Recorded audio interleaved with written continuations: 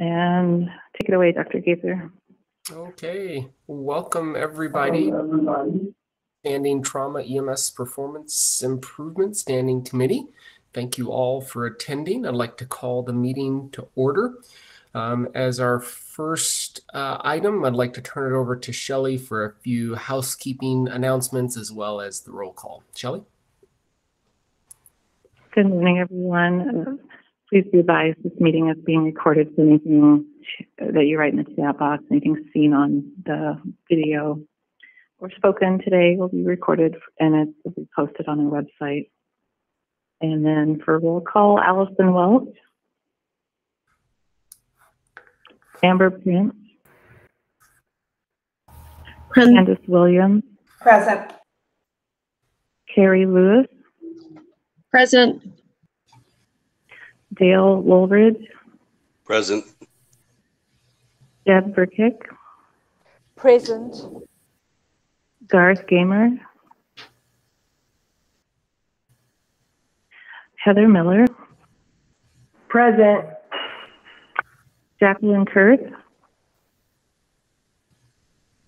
James Cicilline,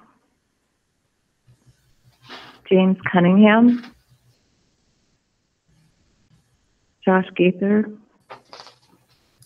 Present. Julie Augenstein, Present. Kimberly Larkins, Laura Smith, Present. Michelle Guadnola, Here. Pam Noland, Paul Dabrowski, Ralph Kelly, Ray Proa, Rebecca Harrow, Present. Sean Boker, Present. Tiffany Streever, Tom Flanagan. Tom Flanagan's present. 13, we do have quorum. Thank you. Excellent. Thank you, Shelley. I'd like to first ask you to turn your attention to attachment 3A, the attendance report. I know it's exciting, but we do appreciate you all participating in this committee. Please take a moment to check your attendance. If you do miss more than 2 meetings in a row, the Bureau will reach out to you and ask if you're still interested in participating. It really is important to have participation so that we get the opinion of our entire state. So thank you all for participating. All right. Moving on, I would like to take a moment to introduce a new member, Kimberly Larkins. Kimberly, I can't tell if you are on Zoom or in the room. Or not here. There's a lot of people in the room. She's not here, Josh. Okay. All right. Well, hopefully Kimberly will be able to join us at our next meeting and we will introduce her then. All right. Turning then to vacancies. Please note there is a vacancy for the Air Ambulance Premier EMS Agency Quality.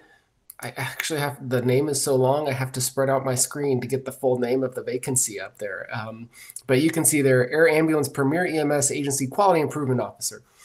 If you know someone who is in that position and would be willing and interested to participate, please do let them know. If someone you know is interested, have them forward a CV to Shelley, and she can help navigate the process of reviewing any potential, anyone who's potentially interested in the position. That said, the next attachment to take a peek at is the meeting schedule for 2020. That's attachment 3D on the Google Drive. If you want to pull that attachment up, take a look at that meeting schedule. Make sure that there's not an unforeseen conflict there that for some reason we have missed. Pretty straightforward. Okay. With that, I'm going to turn it back over to the Bureau for the normal Bureau reports. Chief Garcia, I think you're up first. Good morning, Dr. Gaither. How's my audio? Can you hear me okay? It's great. Thank you. All right. Well, I'll just share a few quick updates and then we'll introduce some of our new staff who are here in the room with us today. We have a few things lined out that we'll go through. Based on our last statutory committee meetings, we did have some updates that were recommended by the Medical Direction Commission. I just wanted to take a moment to remind everyone that as of this fall, we do have an updated drug table for EMCPs practicing in hospital settings, as well as a policy statement outlining scope of practice and medical direction requirements. Additionally, we have a new pilot project approval process that is now outlined on our website. Doing okay? Okay, we're making a few adjustments in the room, but we'll continue to monitor some of the policies from our national organizations that we work closely with in the state. We are keeping eyes on NREMT updates as well as COAMS and ACS policies that are currently in effect, some of which are coming to an end at the end of this calendar year. We continue to keep a very close eye on workforce needs in this state. As you know, right now the department is working closely with the Arizona Surge Line and on a Surge Line staffing initiative. We also are working on pushing out a regional survey on workforce needs with all of our EMS regional councils. One thing we continue to focus on, as you all know, is current rule updates. We have both the air and ground ambulance rules cracked open right now. A packet for Articles 7 and 8 for air ambulance rules is currently sitting with the governor's office waiting approval. We also have Articles 9, 10, and 11 that continue to be reviewed by a work group that is going to reconvene in December. The next draft that we hope to put out on ground ambulance rules will be available by January. And we'd encourage you all to continue to check our website and please let us know any feedback you have. We're very eager to hear stakeholder feedback on these draft rules that we are working on. That is all I have for now to share. I know we have a couple folks in the room that have recently joined the Bureau. We have new hires sitting with us today. Adam Rodriguez, our new EMS for Children Program Coordinator. We also have Marissa Salgado, who I believe may be online this morning. Next up, I'll introduce TJ McKay. He's our Training Program Manager. I believe he's on the road with stakeholders today. And then in the room, to my left, Cody Curl. She's our EMS Workforce Initiatives Coordinator, who is joining us to begin working on a grant that we have received to focus on workforce needs here in the state. I'll pause there before I turn it over to Dr. Bradley. Did anybody in the room, our new hires, have anything else they'd like to share?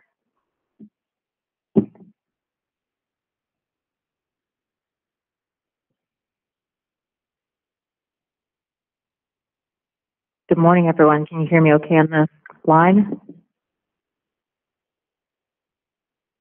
Yes, you sound good. Excellent, thank you. So just wanted to once again put a reminder out regarding the naloxone leave behind program. One of the things that sorry, I think the audio's coming in and out.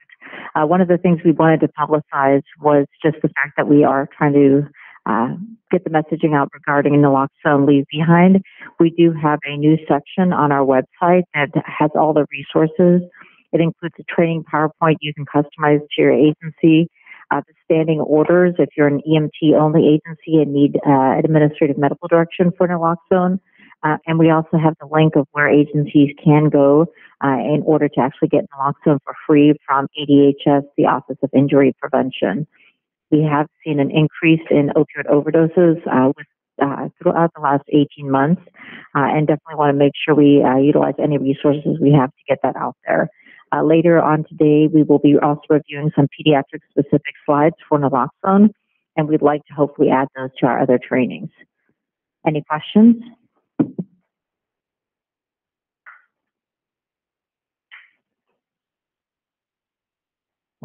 All right, thank you.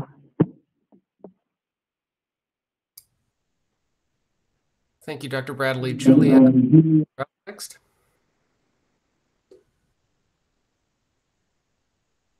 I'm going to actually cover over this for Julia. We're just trying to get a mic fixed here. Give us 1 second. Okay, no problem.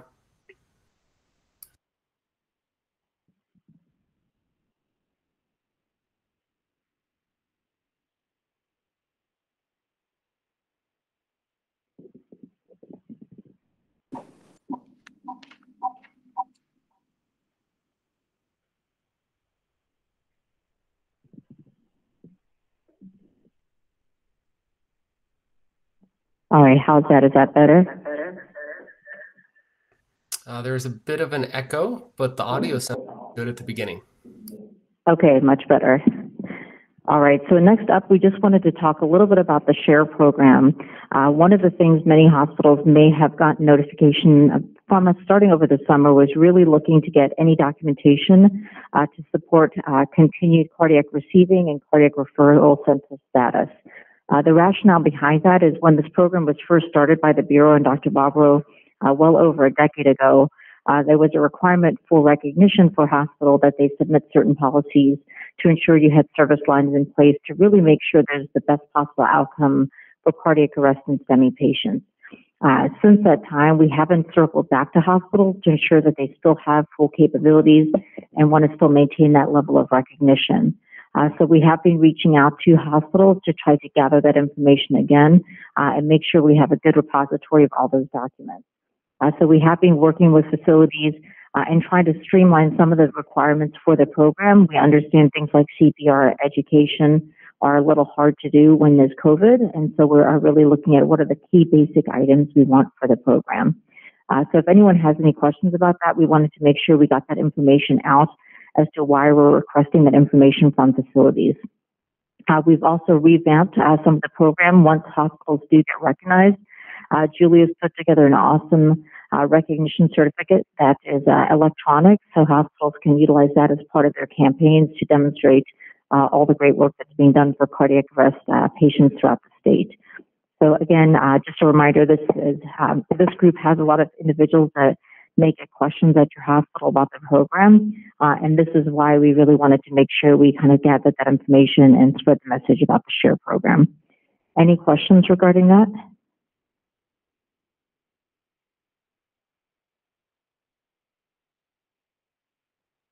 All right, hearing none, I will hand it over to Adam.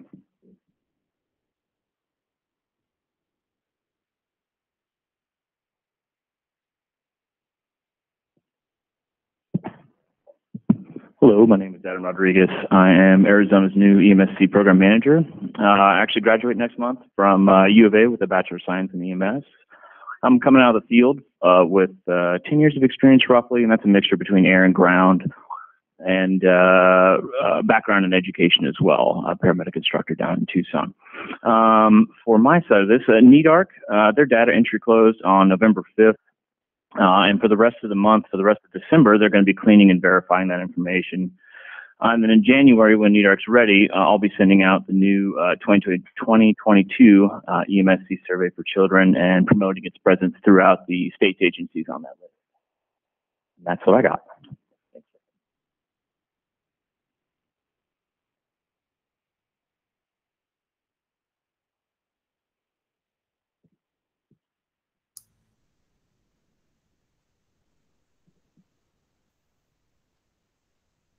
Thank you, Adam.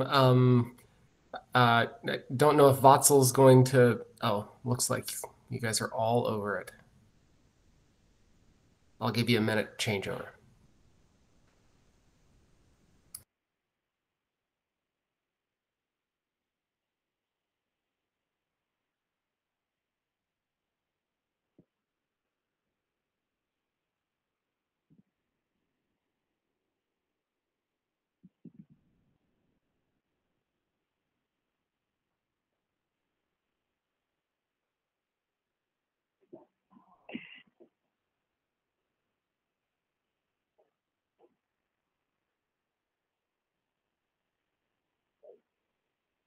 Yeah, second, guys.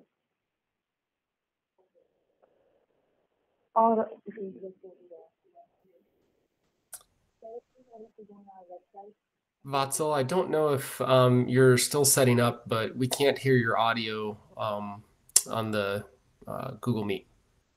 You can't hear me now? How about this? There you go. Now we can hear you. And say, let me just put it over here then. All right.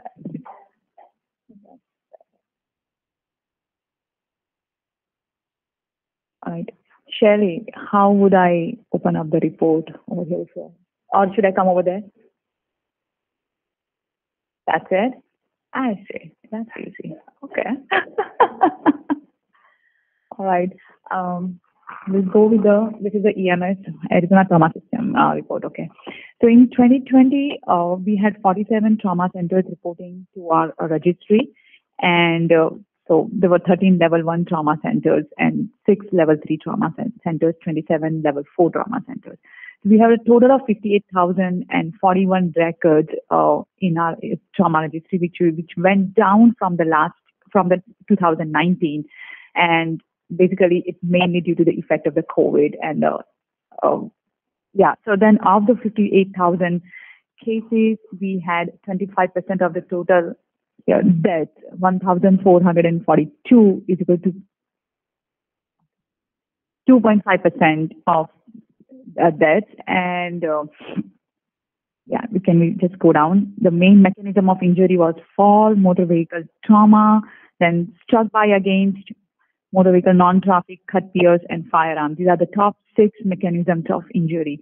In 2019, we did not have firearm as one of the top 6 mechanisms of injury. In 2020, we saw that firearm entered in the top 6 positions. What else we want to talk about? If we go a little bit lower, the drugs and alcohol part. 25%, so a quarter of the trauma patients were suspected or confirmed being under the influence of drugs and alcohol. But that's one of the risk factors. Another risk factor for the motor vehicle occupant is the restraint use, and 67% of the MVT occupants were using passenger restraint. Usually our average is of the last 5 years is around 70%, a little bit lower than that. Males had a higher mortality rate of almost 2 times than females, which is always the case, and adults 65 years and older. They can't hear me now. Oops. I can't even see you. Adults 65 and older had the highest trauma rate compared to all other age groups. So these are some of the highlights of our trauma report.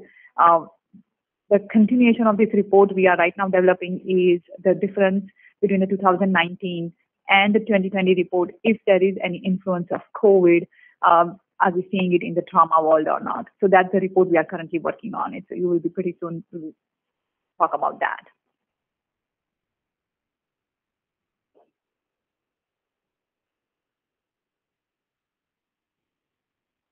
Yeah, if you guys have any questions,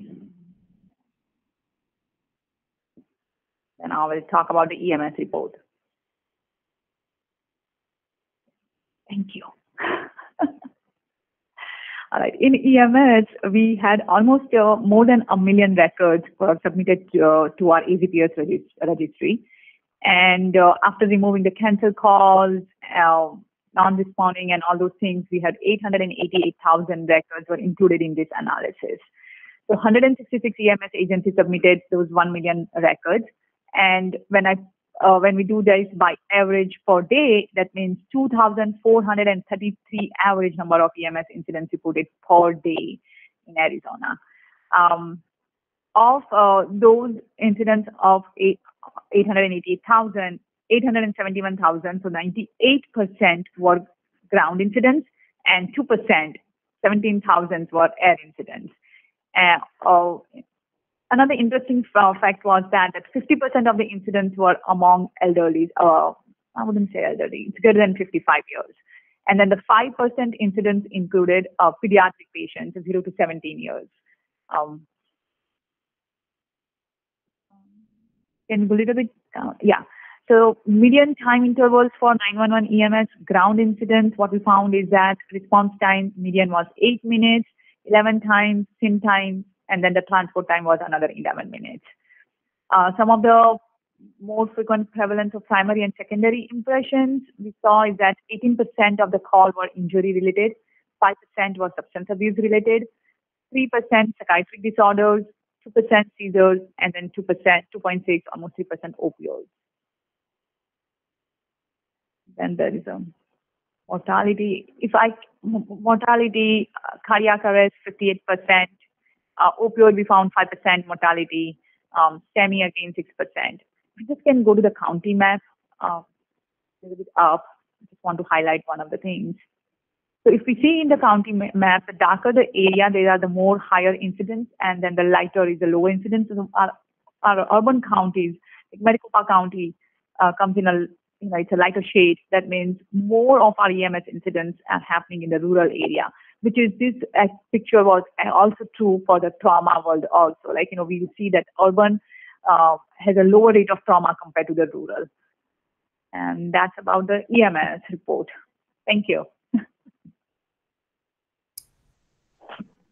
Vossel, if it's appropriate, could I ask a question before we move on to the EMS portal revamp? Sure. And there may be others that have questions too. This is a fabulous report, looks beautiful, amazing data. Thank you for putting this together, and the rest of the Bureau staff that I'm sure helped with this effort. I have two questions. My first one is about the active EMT certifications. How many EMTs relinquished their certification or did not renew? Do you have data on that? We don't have data on that. Overall, do you have any idea if that 19,921 active EMT certifications increased or decreased year over year? You know what? Let me get that. Travis, would you want to answer that question? It's not no urgency. I was just curious. Okay. So I think we do have the data, Dr. Gator. I need to check on it to give you that answer. Yeah, not a problem at all. My second question is related to the bottom of this page, the cardiac arrest data. Shelley, I don't know if you could scroll down there.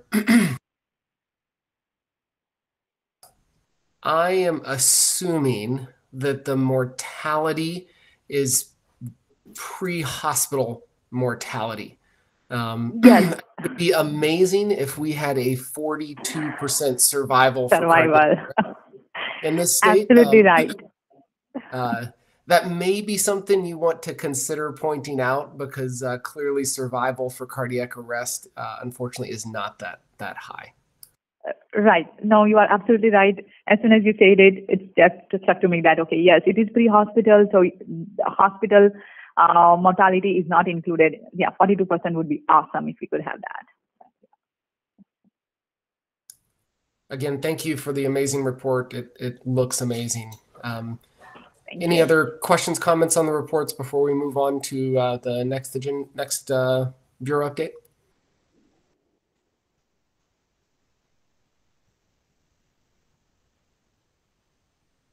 Again, thank you very much. I think we'll go ahead and move on then. The last Bureau report is the EMS Portal.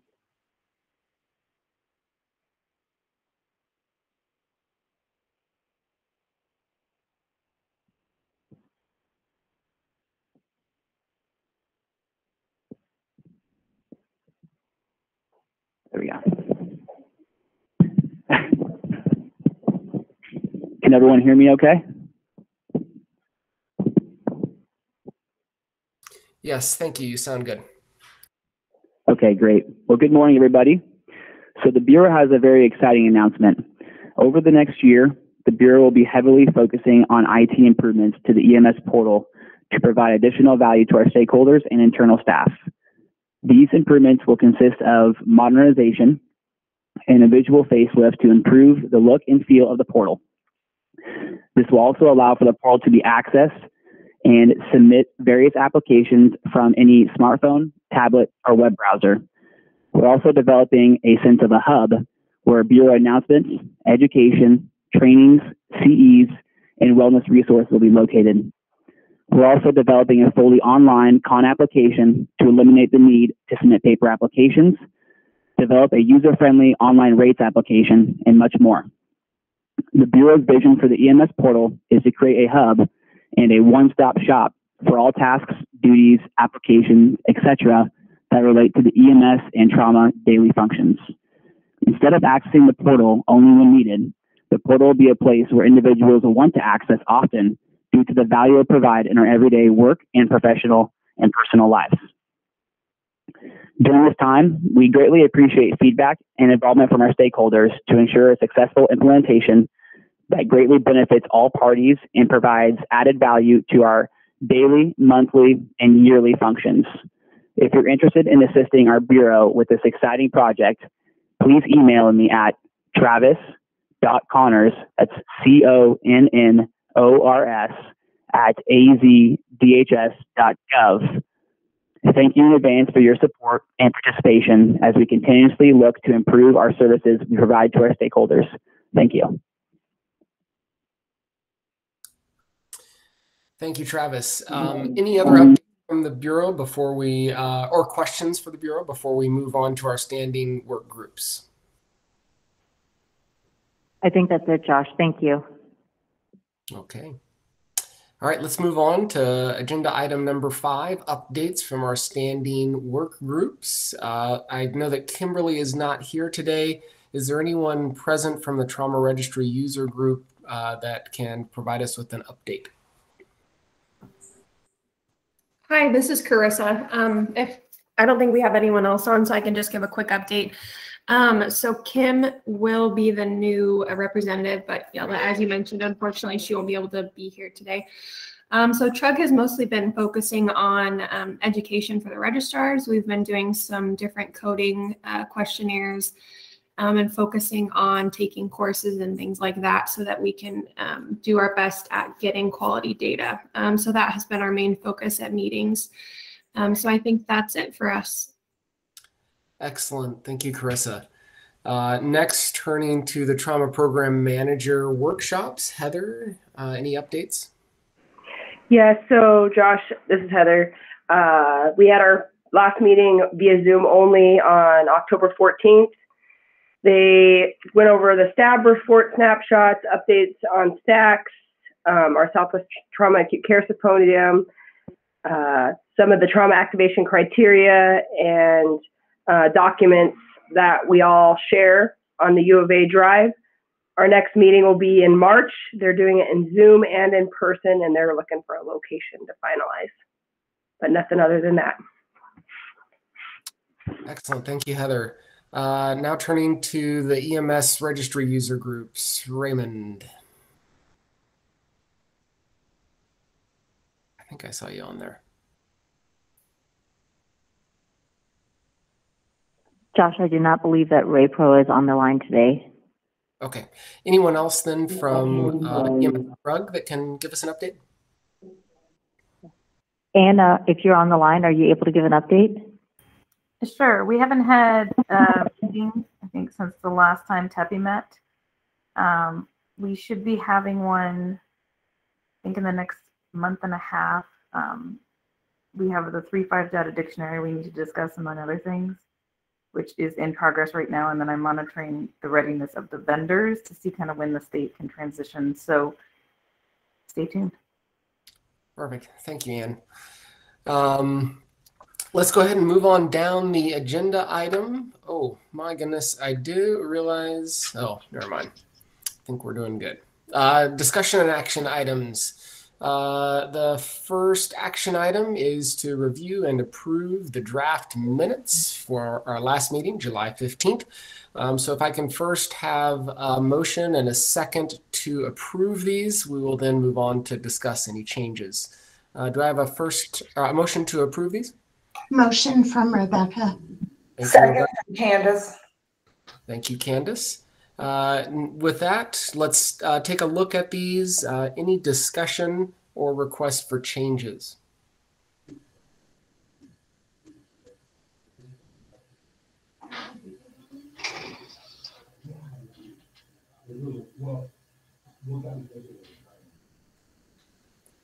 Okay. Yeah, we'll give you a second to page through these.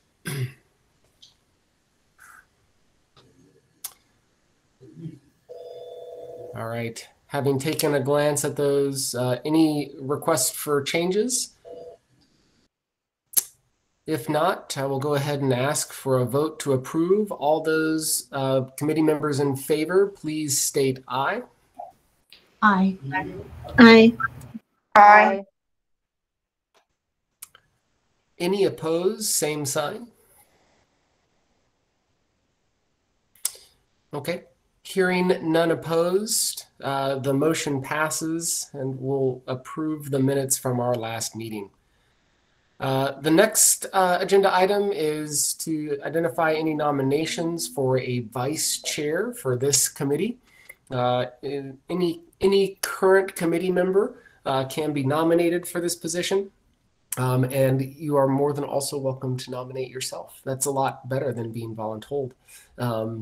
Anyone interested in taking on the job of vice chair or nominating someone else to that position?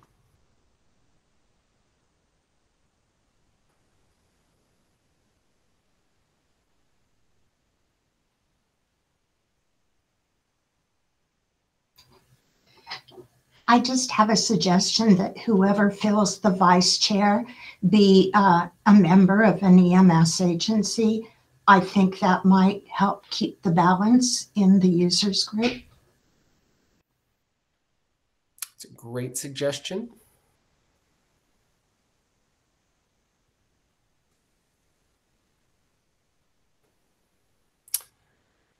If we don't have a nomination, I believe, and Shelley, you will have to correct me, we can leave this position open until our next meeting and accept nominations through the period of our next meeting. Is that correct, Shelley?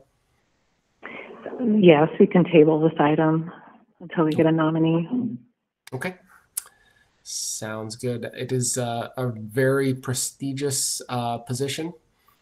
So for those of you that are wanting to take that role on, I'm joking. Yeah, we would appreciate any help.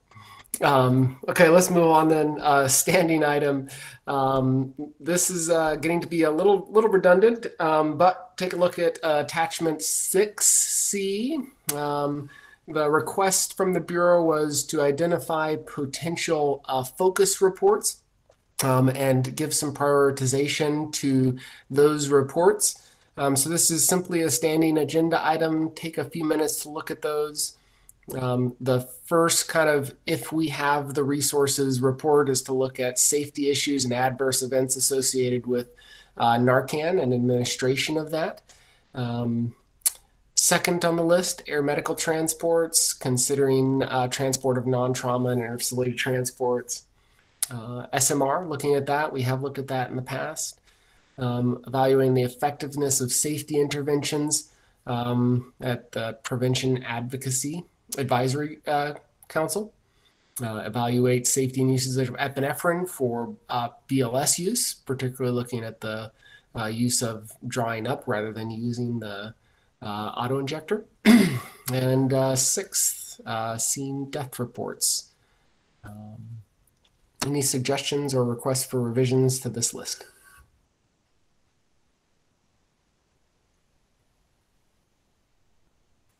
Hey Josh, it's Amber here. The only other thing that I think that we've discussed a lot in our different groups that hasn't come up on this list at all is the use of sedation and restraints for behavioral or combative patients. It's something that comes up quite often, especially lately. I don't know if that's something that this group wants to potentially take a look at in the future, but could be something to consider. Yeah, that's a great suggestion. We're always open to suggestions. We can certainly add that one to this list. We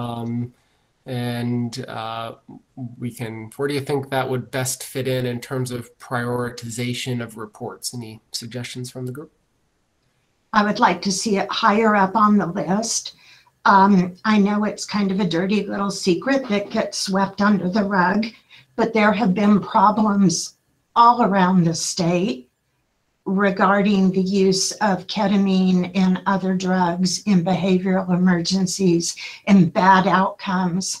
I think that one needs to be right up near the top of the list, and we need to really watch this right now. We don't have a lot of pre-hospital field personnel that have a high level of comfort with those drugs. Not that I want them to have a high level of comfort, but I believe there are errors being made because of the lack of familiarity and understanding. So I believe it's critical this report moves up the list, be added and be up near the top. Thank you.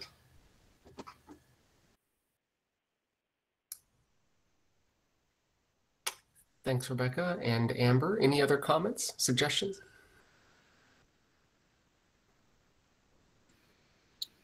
Only that I would be concerned about like restraint documentation and things like that. I think that that's one thing that we could probably be better with, not necessarily just sedation, but just the behavioral patients in general and the treatment protocols for that. So perhaps I'll take the liberty as the chair to say that opiate addiction is probably a major problem for us. You've all seen the news, so perhaps that should stay first on the list, and as a second look at management of patients with acute behavioral emergencies. We'll add that as a number 2, unless there's other suggestions. And we, of course, this is a kind of discretionary report item, so we'll keep this list as a reminder of potential projects down the road. Any other suggestions or thoughts?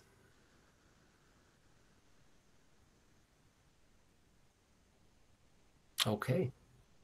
We have a light agenda item today, so I will move on to item number 7, which is a request for any agenda items for the next meeting. If you do have something to request, you're more than welcome to let us know now, or send a note to myself or Shelley, and we will make sure that that agenda item is reviewed. Any agenda items at this time? Okay, call to the public.